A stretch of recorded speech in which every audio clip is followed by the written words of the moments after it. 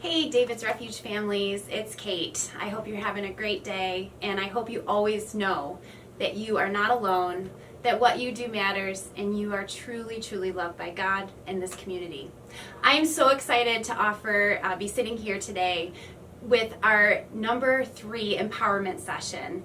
And joining me is Dr. Melissa Carman, who is a licensed mental health counselor. And Melissa, welcome. So excited. Thank you. What we're doing today is really digging into a topic that many of you have told us is a big struggle in your households.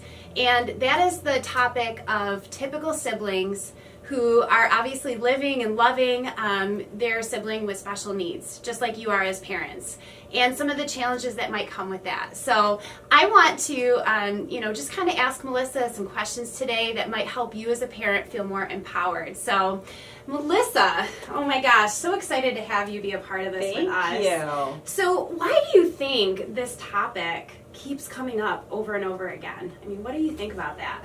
I think that it comes up over and over again because it's so complicated. As you all know as parents, as I know as a parent, it's very hard to meet the demands of all of our children. Our plates are always overflowing, and there is always a time when one child is getting more needs met than another, and that's in any family. You throw in a child or a sibling with special needs, and that's the baseline. So that's what siblings are born into. That is the standard system that we're operating from. And parents recognize that. They feel that imbalance, and you also might start to recognize some specific things that you see in your typical child that may be concerning, or maybe it's just something that you really want to make sure that you're addressing. Yeah. So we hear you. We know that it's hard. We know that it's complicated and messy, and there are no simple solutions here. But we Why not? know, right? We could just wrap it up nicely. I know. But what we do want to do is make sure that you feel empowered and know where to start and know how to have some of these conversations with your kids. So what are some of those things? You know, mom and dad, you're sitting out there, hopefully you're watching this, but I'm really going to hopefully get some things from Melissa today that will help you. What are some things that parents can be looking for? So this is a starting point for us, right? Yes. I mean, we could go on for hours and hours. Which we won't. Yet. Yes. But I'd say first and foremost, it's really recognizing how complicated of a system this is. So the experience of a typical child growing up in a family with special needs is hard, it's complicated, and there might be feelings that your child may experience or express that don't necessarily seem to go together. So for example, I love my brother so much, and you might feel that love between siblings, but I'm also kind of bummed, mom and dad, that you both can't come to my basketball game. Mm-hmm. Or if I need help with homework and I'm asking you for help, but you're not really available, that makes me feel bad. And you might feel your kid withdraw a little bit. Mm-hmm. So you start to notice these things in your kids, or maybe you don't. Maybe you recognize that you're not noticing these things in your kids, and that's something that you just feel is something you want to pay more attention to at this point. But every single family is different, always across the board. Every kid is different, always across the board. But there are some things that we typically see, things like perfectionism, not wanting to create any more of a burden. Kids might feel like their feelings are a little bit minimized. Yeah. So like if I'm bringing my concerns to you about homework, that doesn't compare at all to the possible life-threatening needs that my brother or sister might have. Right. So I'm going to back up and not want to put that out. But in the meanwhile, I might feel like what I'm experiencing is a little bit less important. So those are some great things that parents can be looking for. And I think that Melissa's right. This is just the tip of the iceberg today in us realizing that this is a real need for all of you. Thanksgiving is here. We're all going to be spending a lot of time with our families, we hope, and having some really nice time. So Melissa, I'm going to put you on the spot here. You know, my kids do come home all the time, and they come home from school, "Hi guys, how was your day?" And they slam their book bag on the wall and they say, "Oh, it's fine."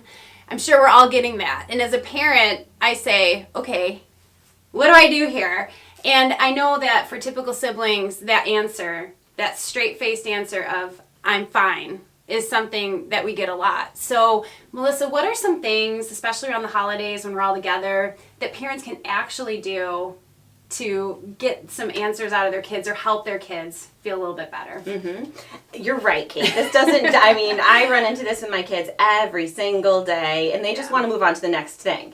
So it might not be that there's actually something monumentally wrong beneath that surface. Might not. But also, even when there is something wrong, especially typical kids and families with special needs are so used to saying, I'm fine. Mm-hmm. So specific questions are really important. What's something that made you laugh today? That's a great tip. Yeah, what's something that you learned today, or what's something that surprised you? Who did you sit by at lunch? What did you guys talk about?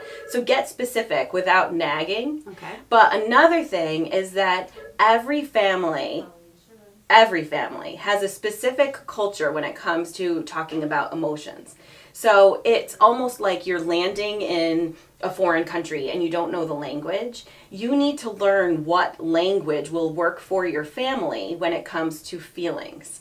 Recognizing that your family comes with such a rich emotional experience, and you want to be able to talk about it. If you're not able to put words to it, and if you're not able to help your kids learn how to articulate what it is that they're saying, then you'll never really know. You never really have that connection. So the biggest thing I would say is, you know what, get one of those little posters or charts. You can Google it and find it's like the little faces with the emotion underneath it, and start to develop a real language for how you might be feeling. Provide that for your child to say, you know, what's going on with you? Pick one. Right. Tell me a time that you felt this way, and start to teach how to express emotion. You do it yourself too, right, so that you can develop this language and ability to even strengthen those connections.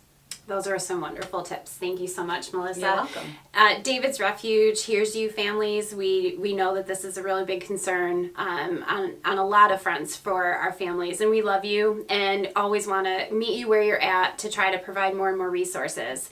So after this video, we're going to actually be sending you a survey about this very topic, and if you can go ahead and fill it out, that would be so helpful so that we can work with Dr. Melissa Carman and her team to really develop resources for you as parents to empower you. Love you, David's Refuge family. Happy Thanksgiving, and we will talk to you soon. Bye. Bye.